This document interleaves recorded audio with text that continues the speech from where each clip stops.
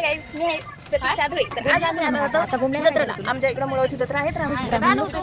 तर ही बघा, ही आहे. तू बोलली नको जास्त, बोलशील तू बोल. संजना आहे, समीक्षा आहे.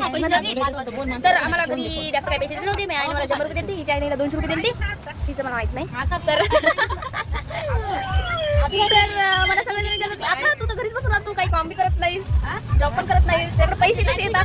तर मी त्यांना सांगायचो की भावा आणि बहिणीनं असा बहिणीचा फोन येते, त्यांना म्हणायचं की पैसे भरेल ना तिकडे तरी. तिच्या लेकराला घेऊन आलो मी, त्या बहिणीच्या.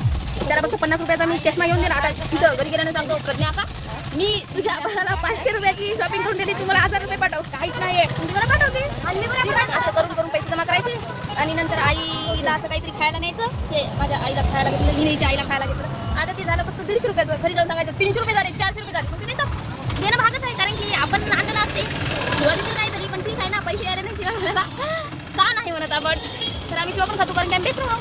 ती बघा सगळ्यात मोठी बेदरम कशी बसली, बहिणीला आता पैसे मागू मागू ती देत नाही म्हणली म्हणून काय नाराज होऊन बसली का माहित नाही. तर असे घरी बसून पैसे कमावले जातात. तुम्हाला पण अशाच माहित पाहिजे असतील तर आम्हाला फॉलो करा.